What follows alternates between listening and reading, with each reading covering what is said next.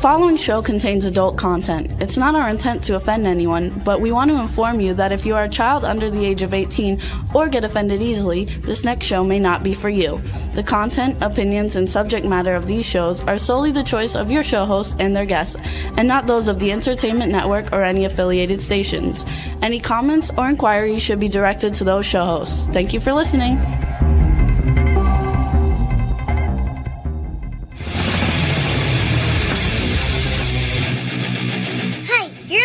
To the Adventures of Pipeman on W4CY Radio.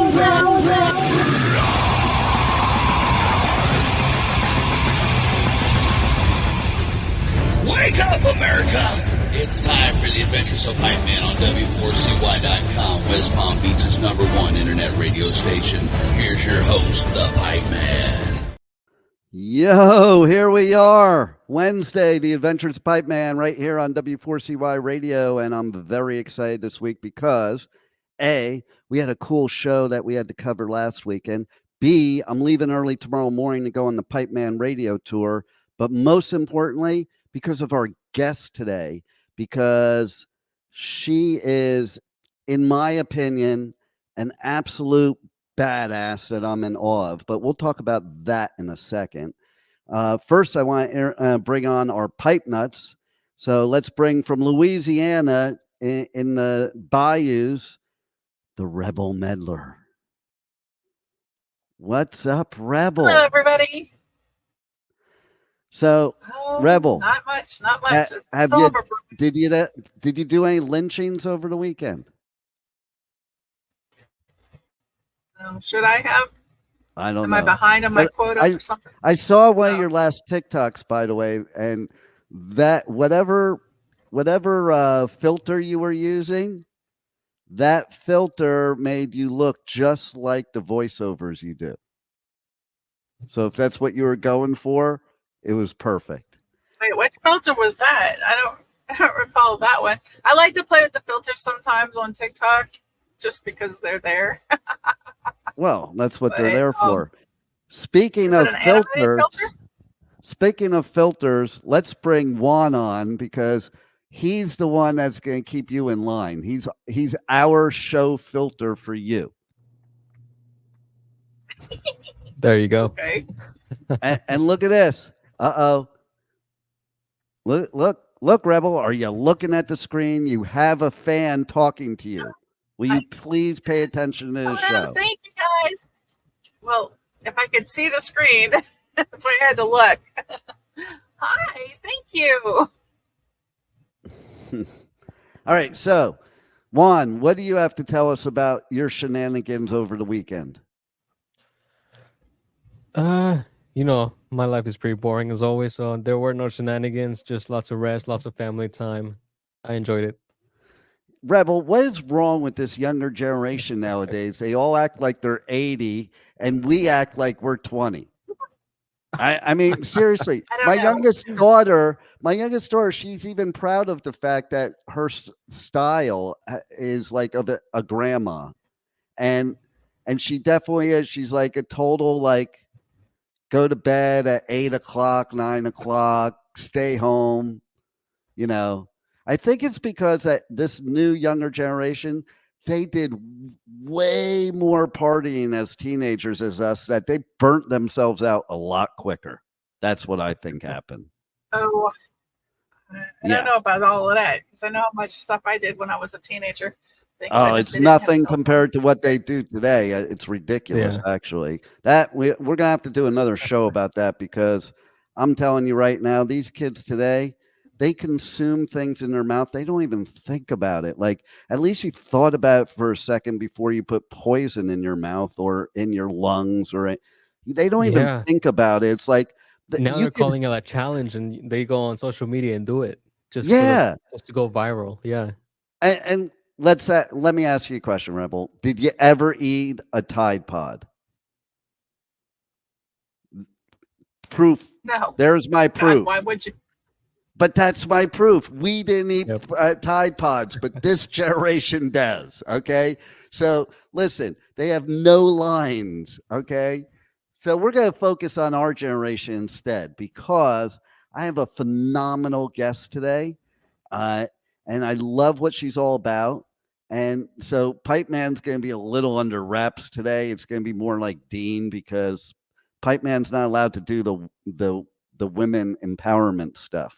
Only Dean. So, but I am in awe of her because she is a champion in so many ways. But our guest, she went from, because of MS, basically being in a wheelchair to at 60 years old being a weightlifting champion. Wow. Okay. So now, Rebel, anytime you give me excuses in the future of why you can't do your job, I'm going to use this as the example of why there are no excuses. He acts like I give excuses. So I also want to say that sometimes when I have guests and I don't want to butcher their name, I'll research other interviews, and not for the interview, only for one part of the interview, the beginning, to make sure I pronounce it properly. So, and so if I pronounce her name wrong right now, it's because every other interview I checked out, this is how it was pronounced. And, I like to be funny about nobody wants to mess up a name. And you never know. Like, how do you know how I want my name sound? You may say Dean, but I may identify as Dean. Deanne. No, not that. That wouldn't be me. But anyway, let's bring her on the show. Stop the shenanigans. Get a little serious, but not too serious. But really, she is so empowering that I think everybody watching and listening, male or female, is gonna get an aha moment. So let's welcome to the show, Kim Rahir. Hi there. That was perfect. That's exactly how my name is pronounced. Look at that. See? Good research. I want to apologize to Rebel right away because if my story is going to get waved in your face every time you want to, not do something for Dean in the future, I'm totally, not the reason. I don't want to be that. Oh, well, thank you. Thank you. It's So- okay, but you are inspiring to everybody. Just the little bit that I know about you. I can't wait to learn more. Yeah, Thanks. let's go all the way to the beginning. So, Kim, what's your story? Well, I was a journalist. I had 3 kids, and we were like foreign correspondents, my husband and I. So we were traveling all the time, moving every 4 years, dragging the 3 kids along. And it was when we were in Berlin, and I was for once not working as a freelancer because he got the jobs and the assignments, and I was the freelancer sort of following along, the wife. And for once I had a job too. And I thought, wow, this is amazing. I've made it. I have a good career, 3 kids, great family. You can really have it all. And then when I was picking up my kids from school one day, I realized that I was seeing double. I mean, it's so hard to describe, but the cars parked in the street, there were 2 of them. And I knew something was wrong. You can sort of, if you have a bit of a backache, you go to bed and think, oh, it's going to be gone tomorrow. You see double, there's something going on in the brain. So went to a hospital and was to spend 6 weeks there. They were looking for what was happening. After 3 weeks, I was paralyzed from the hips downwards. I couldn't wiggle a toe. My kids were pretty small, and I was out from one day to the next. And those were really dark days, actually, because they didn't really know what I had because my symptoms were all over the place. They have all kinds of syndromes. They were pretty certain it was autoimmune. But, for one syndrome, you have the eyes, and the other syndrome, you have the paralysis. And because I had it all over the place, they didn't know what to call this. And you find yourself at some point thinking, please give me a diagnosis. Please say it's herpes. Please say it's this. But, you're sort of wanting it to be something. And they gave me all kinds of treatments, all kinds of shots and infusions. And one of them must have worked because I got better. I got the feeling in my legs back. And after 6 weeks, I could leave the hospital. That was just the day before Christmas. I was in a wheelchair. And that was the very first sort of big lesson, I had been out of it from one day to the next. It was Christmas. There was a tree, there were presents, there was food, everything had been prepared, and I hadn't done any of it. So Mm. all the women out there who think that the world's going to come to an end when they don't do everything, it's not true. The world keeps on turning. And I think if you look at it in the right way, it's liberating because you don't have to do everything. You can take a break sometimes. And maybe if you take a break on time, you don't have something as drastic happen to you as I had. I got more treatment. I learned to walk again. I felt better. I was told that this was a one-off. It's called a Guillain-Barré, named after two French doctors who discovered it. It was a one-off. It wouldn't come back. And I was happy. I was given a second shot at life, and I was not going to mess that up. And it took about a year. Then I felt my left hand going numb, and I knew from the sensation that something was wrong. And this time they said it was an attack of the immune system on the white matter in the nerves, and that this was MS. And I thought that was like a really low blow after what I had been through. And I had to accept lifelong treatment, even though I fought with the doctor, which he was not used to. Someone talking back, someone asking questions. He was just writing this prescription, wanted to send me on my way. And I said, hang on, can we talk about this? And I asked him so many questions. I didn't want the lifelong treatment because I was losing my power again. I had been like a thing in the hospital. I couldn't even go to the toilet by myself. I didn't want to give my power away again, but I had to accept this. So I asked him if I could exercise because, yes, my left hand is numb to this day, but I could walk. And after my experience in the hospital, I was very grateful for being able to walk and move. And I said, can I exercise? And he said, yeah, you want to be careful, which doesn't mean anything. It just means that I'm a doctor. I don't really know about exercise, so I'm not going to say anything, but I'm going to try and scare you just a little bit so you don't do anything crazy. And to this day, I'm very glad that I didn't listen to him. I went to the gym, and I had this weird desire, this very strong desire. I just wanted to become insanely strong. I think it was probably because I wanted to get control back over my body, which had betrayed me just a little bit. And a nurse I talked to who showed me how to inject myself, she told me exercise is good for MS. It makes you fatigue resistant. So I just went for it. And I started lifting heavy shit. I like how you put that. And so one of my questions is, when you went back to a doctor after living and lifting heavy shit for a while, did you kind of go back and say, I've been lifting this heavy shit and it's been helping me? I never got the chance. You know why? You didn't Remember, go back to we that were doctor? moving. We were moving all the time. So my first illness was in Germany.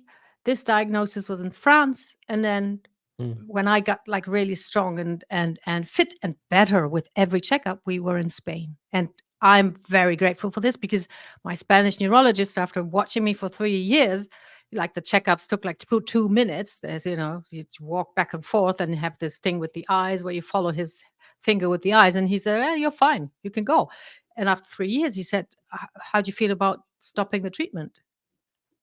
I said, how do I feel about stopping? Hell yes, I want to stop the treatment. Yeah. And that's like 7 years ago. And I haven't had a treatment or a relapse since. Wow. And I don't know. I attribute it to two things. One, the weightlifting, the strength. B, the mindset. And you now coach women that are, around our stages, not ones. He's one of those, goes to bed at 8:00 kind of generations.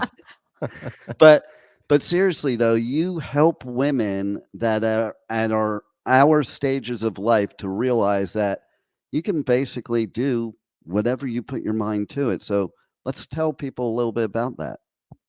Yes. I'm not claiming that you can cure MS with strength training, but what you're saying about the training and the mindset, that's absolutely exactly to the point, spot on. What most people don't realize is that the training helps you improve the mindset. Mm, It is so beneficial for mental health. It's so hard to describe that it works so fast. You walk out of the gym and you feel better. You're confident. You carry yourself differently, like literally. And I think it gave me so much confidence and optimism that it was like, helping each other along, the physical and the mental. And it's something that we love these ideas of mind over matter, right? We hmm have this mindset and we're so strong and we believe Yep. something and then we get it done. I think there's also a lot of merit in matter over mind. So you mm, do things and you create the mindset by doing it, by going into the gym and lifting, you become the person who lifts. The other way around is much harder, I think. If you wait for this epiphany or for this thing to wash over you, like motivation descending upon you from the heavens, you can be sitting forever. yeah. By doing small things all every day, that's how you change, and that's what I do with the women I work with. We start with 15 minutes a day, strength training in the comfort of your home. So there's no resistance, no obstacles. You don't have to drive. You don't even have to get changed. You can do it in your pajamas. You can do something right away. You do the small things.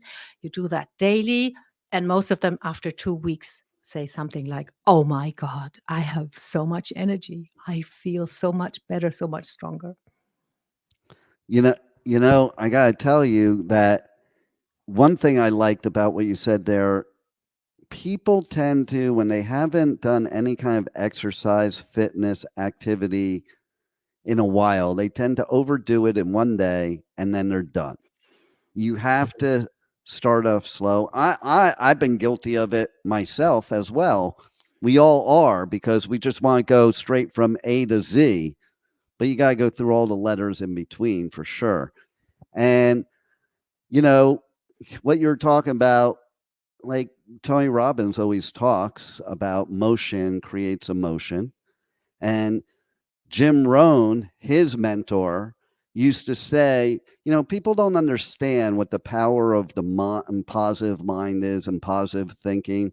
It's not sitting there, and he used to say this, it's not sitting there and saying, there's no weeds in my garden, and just sitting there and saying, there are no weeds, there are no weeds. He says, the weeds will eat your garden.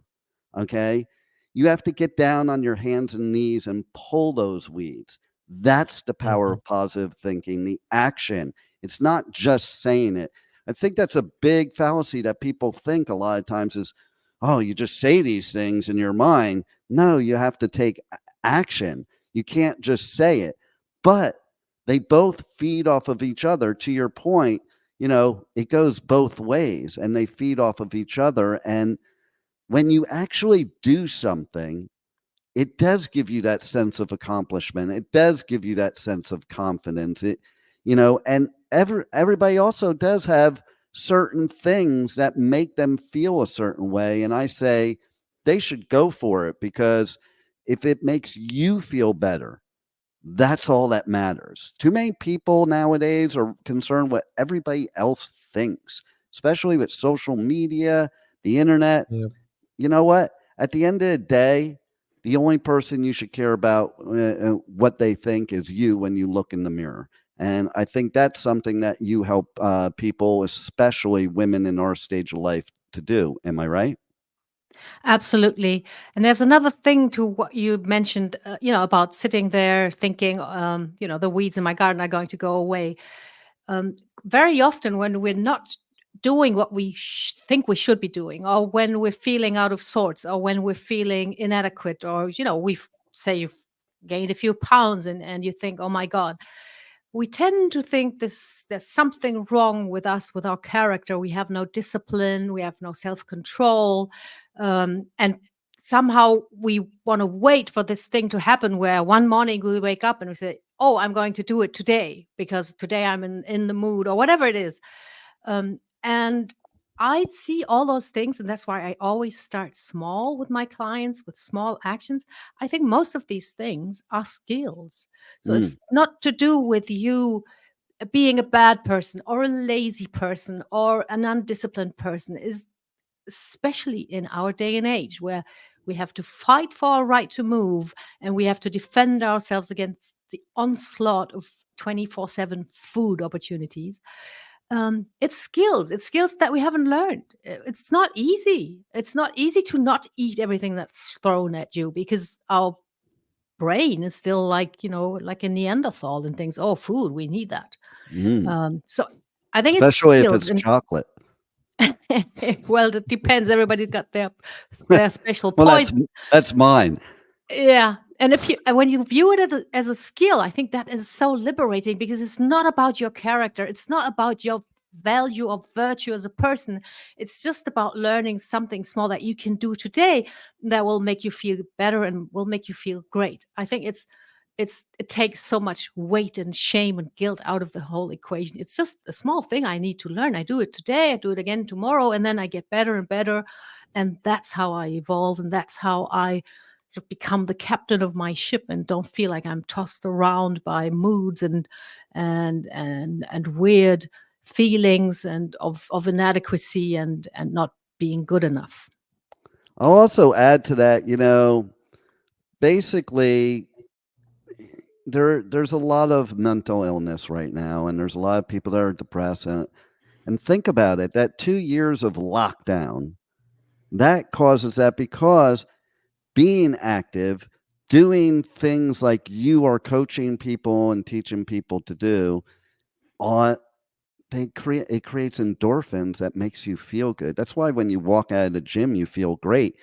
It's what you said, the accomplishment of it, the feeling good about it, but it's also chemical that putting your body in motion like that will create the endorphins and the emotion of a positive, euphoric feeling. We don't need big pharma for a euphoric feeling.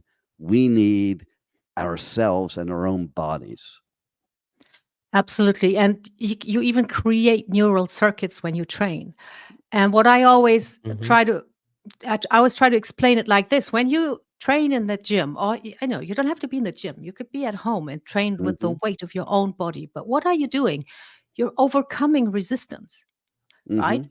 Like the barbell, it's on the floor. It doesn't want to go up because of gravity. So you have to lift it up. You have to overcome that resistance. And I think your brain creates those pathways, and you have, like, literally in your bones and in your fiber the experience that you can overcome resistance. And I think that carries over into other parts of your life because you will not just be like, oh my God, things are not going my way. What am I going to do? You would have like this instinctive memory. Okay, this is not going my way. What can I do to sort of change that? What can I do next? And that's also one of the benefits when you lift. You know that resistance doesn't have to stop you. Mm.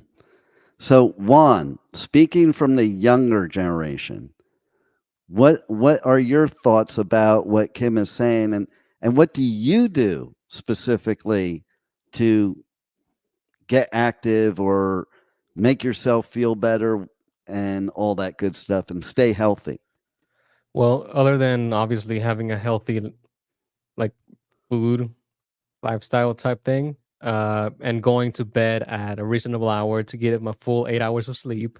In the mornings I go to the gym before coming to work. So, I'm lifting, I'm doing cardio, I'm doing all these other things. So I'm pretty good at that. Keeping up with my, I guess, like my fitness goals. Nice. So, like I've always been good at that. But I do like the idea of like the mind is a powerful tool because, like, if you think about it, right, there's a reason why the placebo effect is so effective, Mhm. right? They give you something that you think is going to make you better. You feel better, but they gave you nothing. Like they just gave you the idea of getting better. It works the other way too. Like, I have so many times in my life seen people like create a panic attack or create anxiety. It doesn't mean it doesn't exist. And I think that's what people don't understand. It's that sometimes you either create it or make it worse. Or Right. the things we do, that the worrying about everything. You know, and one of my biggest things is people spend so much time worrying about things that may or may not ever happen.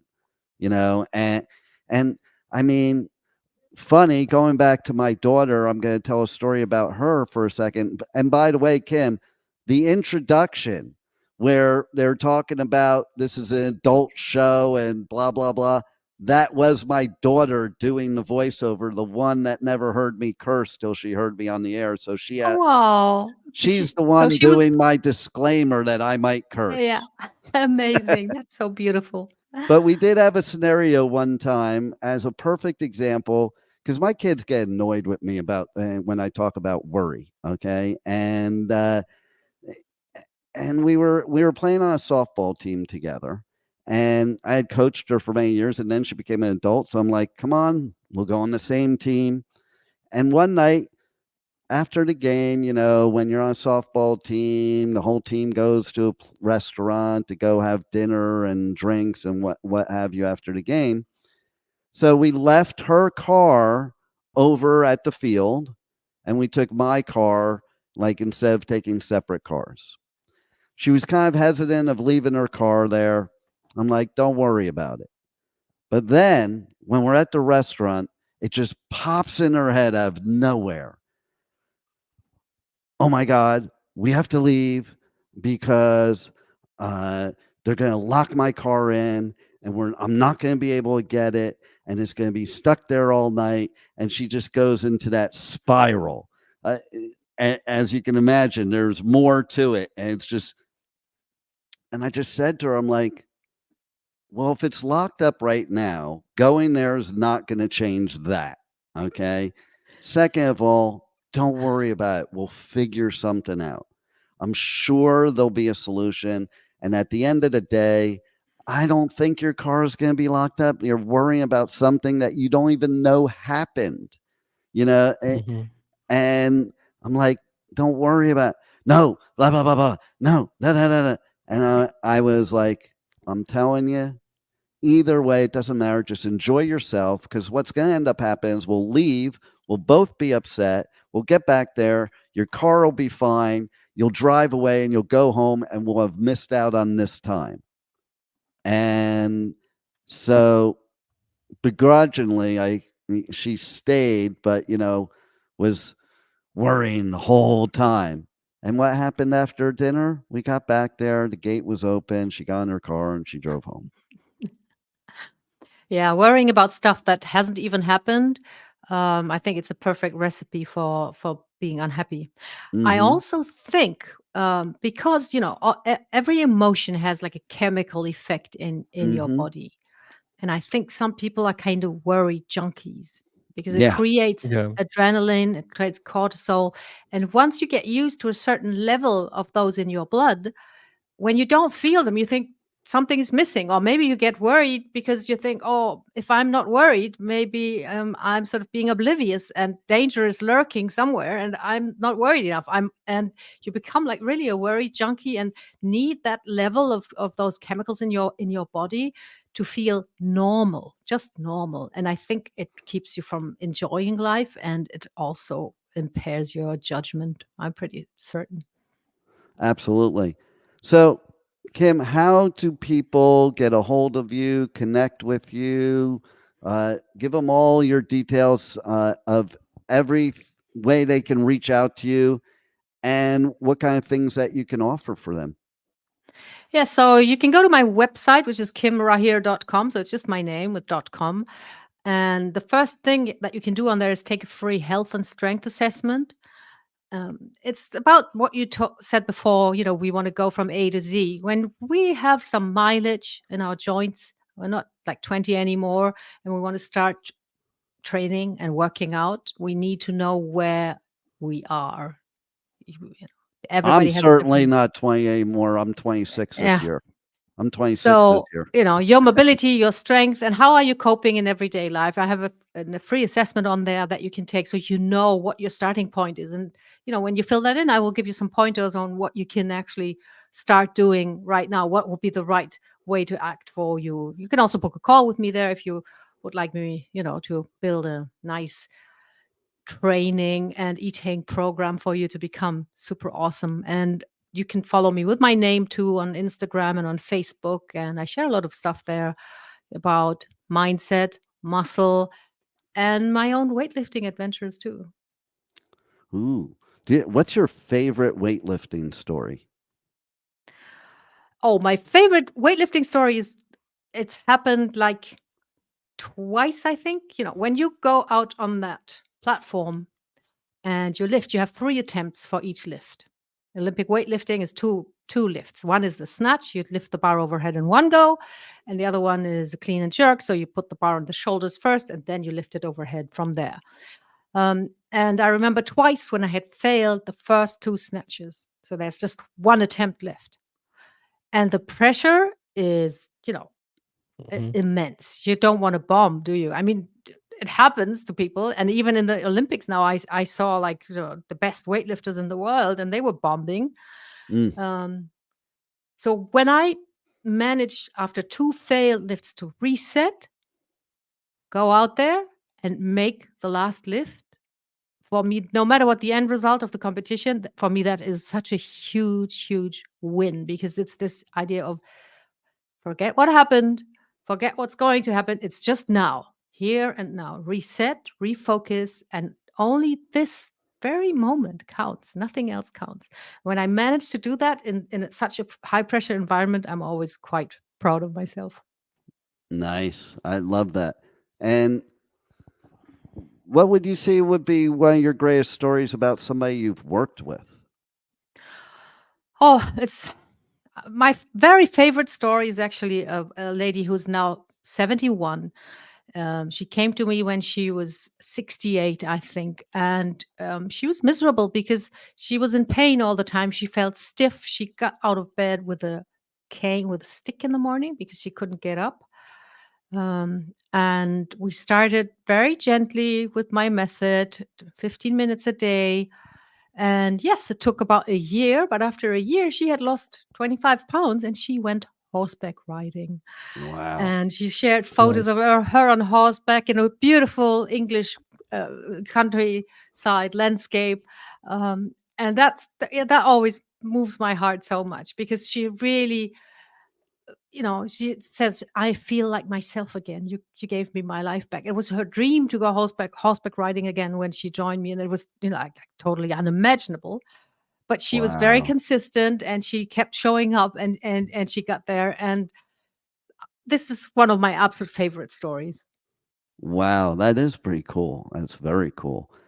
So, Rebel, what do you people in Louisiana do to stay healthy? Um, we eat.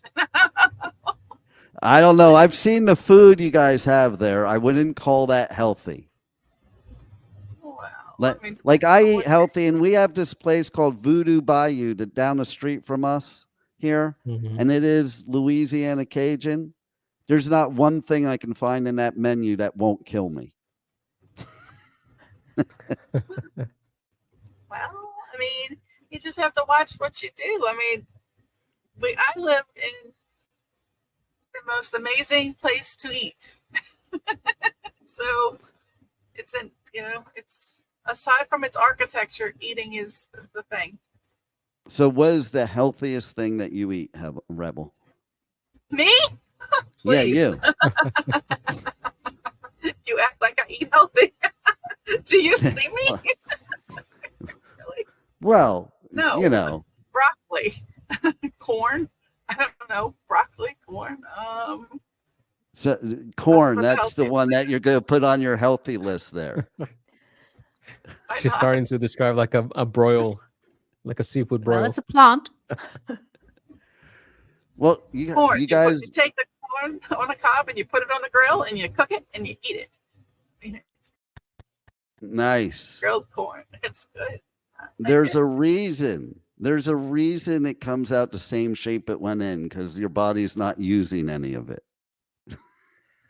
Well, they say that, but if you look it up, see, I was under the impression that corn had no nutritional value, but that's not true because we looked it up this weekend.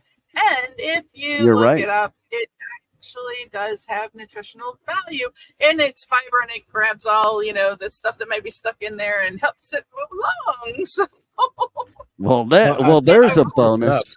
I just looked it up and it says it's high in carbohydrates and fiber. Yeah, the fiber's good. The carbs, not so much. But your body needs carbs.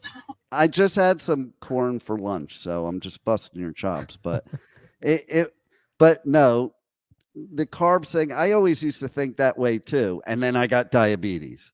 But I reversed Kim doesn't even know this. I reversed diabetes 6 months with just food, no meds. Never have taken a med. Will never take a med. And you learn a lot too. That's the other thing. That's why you need to hire a coach like Kim, because there's 2 reasons you need to hire a coach like Kim. One is because you need to really find out what works for you, because there's no cookie cutter thing out there, and trust me, from somebody, I have a naturopath that I use. I have people that are professionals. I don't just rely on myself, but I do my own homework, and I am my own advocate. And you can test and see certain things, what work, what don't work, but a coach can help guide you in the right direction. Because fact of the matter is, just the same conversation we're having here right now, Rebel, shows why people need a coach. Because people that live in Louisiana and they eat all that good food, they need somebody to guide them to stay alive. Because well, food can kill you. That's the point. In moderation. and it can help you.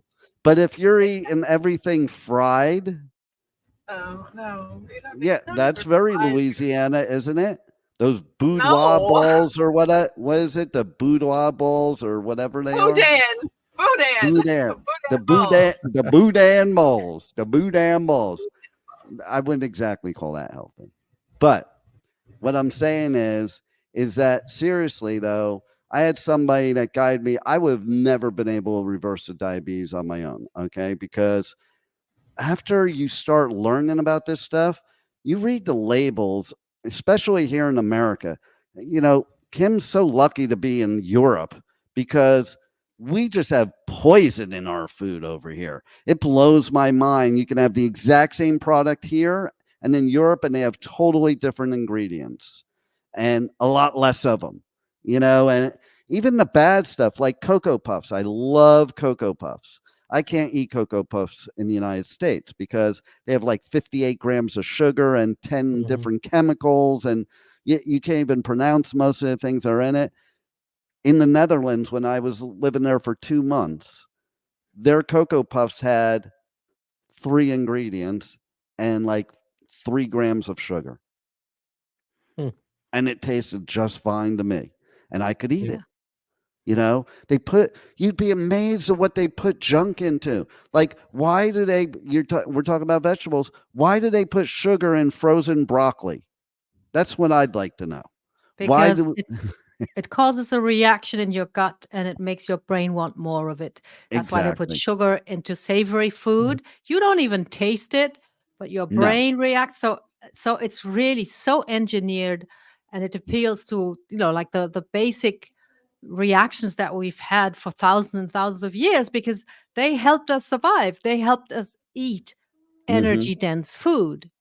They helped us eat food that had tons of calories because we needed those. They were scarce at the time. And now we have the same reactions, the same instincts, but it's killing us. It's like you're saying, some people call this an evolutionary trap, actually, because we evolved to have certain functions and reactions, and the way the world is now makes it that this becomes outright dangerous for us, because we will overeat, we will not move, and we will sort of let our bodies go to waste like that. And, listen, I believe that if people have somebody like you that can guide them, that they can live a much better life. Because listen, I don't eat the way I do now because I want to live longer. That's not the reason.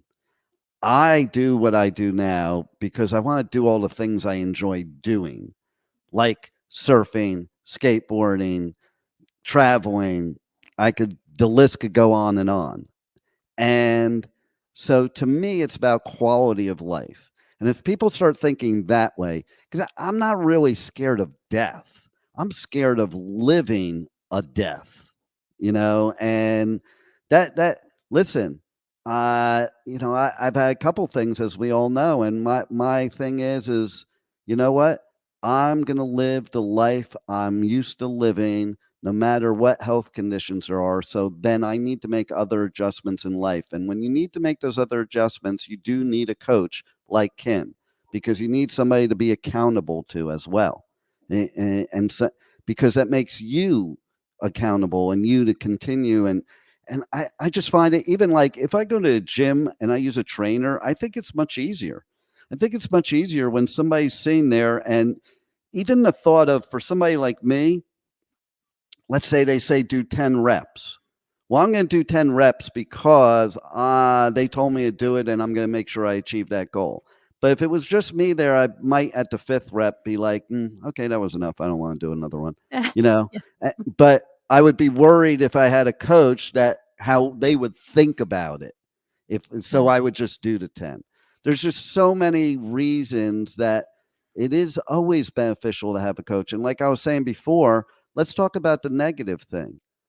And I hate to say it, but somebody we love dearly that was part of this network is not with us anymore because of doing things a natural way without a coach. Because you know what? Doing healthy things, if it's done the wrong way, it can be detrimental to your health. So if you are somebody like me who had diabetes and I decided to go into a juicing program, that would probably kill me because that would elevate my sugar. Now, I think I'm doing something healthy, but I didn't have somebody to tell me, hey, you have diabetes, you can't juice. And so, there's just many good reasons, and there's, that you shouldn't be on this journey alone. And that's where Kim can help you. So why don't you tell everybody once again how they can best reach out to you, and even just to have a conversation to see if you guys have chemistry to where you can help them and work with them. Absolutely. So it's kimrahir.com is my website, and you can find me with my name on Facebook, Instagram, and I'm happy to have a messenger conversation about where you're at now, what you want to achieve, what your obstacles are. And I think it's really, what you said is really great, because these things are skills, as I said before. And you wouldn't go, to have a driving instructor when you learn driving, and now to eat and train right for your personal situation, because health is relative. What's healthy for you is not healthy for someone else, exactly as you described. Those are all skills. And why don't you want a professional to show you that skill instead of losing a lot of time and energy trying it on your own? So I totally agree with what you said. And I told Kim before the show, okay, you're going to be on for 15 minutes. And I've kept her on a lot longer because this is so important and it's so helpful. And so everybody needs to reach out to Kim or tell a friend or what have you. And now we're going to talk about what else is healthy for the Pipe Man, and that is the Pipeman Radio Tour. And so last weekend, okay, so here's my adventures last weekend. I have to do like the short story version, okay? I went surfing, speaking about active and health and stuff. Like, I went surfing. The place I went is about 2 hours north of here. Okay. Went up to Sebastian Inlet, went surfing up there for like 5 hours. Okay. And normally after you're surfing for 5 hours, first of all, when you're going that long, you're ultra tired. I don't care who you are. And you usually just want to go home and gel and take a shower and just chill out. That's not the pipe man. Pipe man gets out of the water, gets a phone call. Hey, need to go to the West Palm Beach Amphitheater, the I Think Financial Amphitheater here, because Megadeth, Mudvayne, and All That Remains is playing, and there's a ticket waiting for you at the venue. Doors were at 6:30. It was 4:25 when I got that phone call, and I had just gotten out of water in Sebastian. So I did not go home. I did not shower. I did not rest. I did not even eat, but I knew there was going to be like a healthy place to eat at the amphitheater, so I wasn't worried there. And I drove 2 hours straight to cover that show. Not dressed like I should for that show. I was dressed like I just went surfing.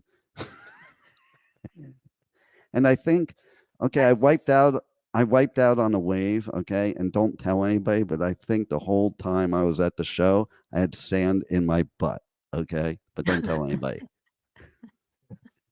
Oh, nice to know. That must have been gritty. Yeah, well, you know, Is that what they call TMI? It might be, but don't tell anybody because it is TMI, okay? And Just what are you talking about? I'm just telling you guys. no, we're live on the air. You just told the whole world.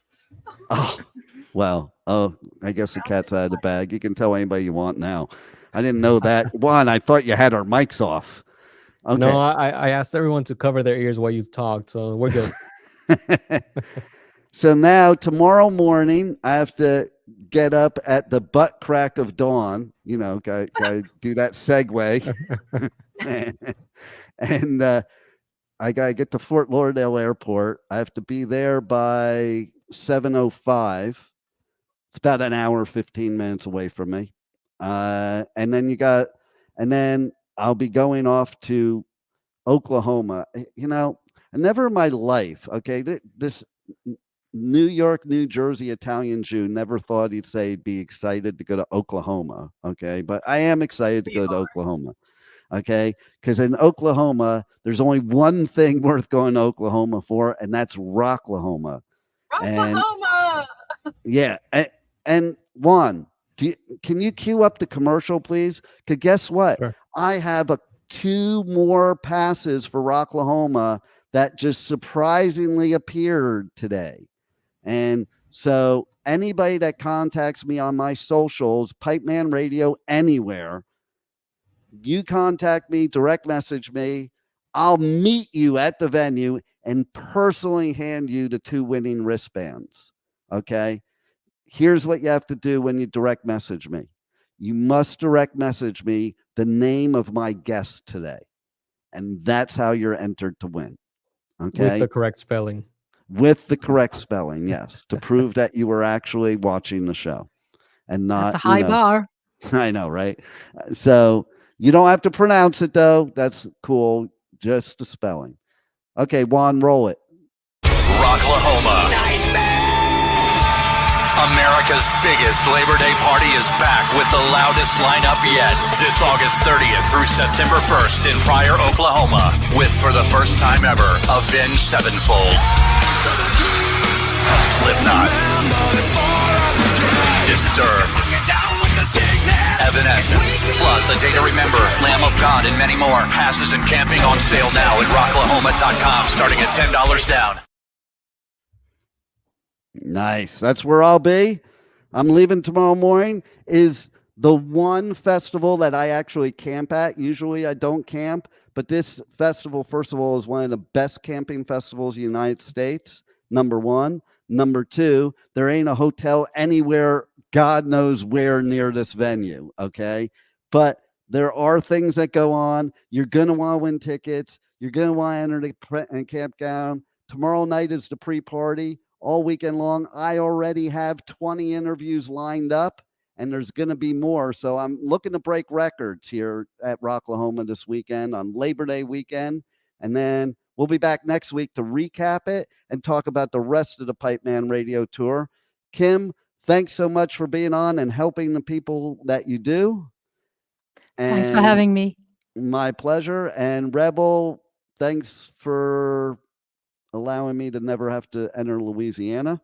And Juan, thanks for keeping my mic on when I'm talking about sand in my butt. Okay.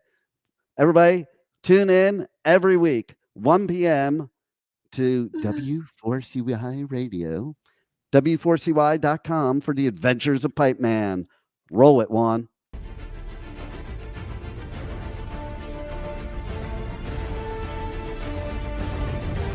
Thank you for listening to the Adventures of Pipeman on W4CY Radio.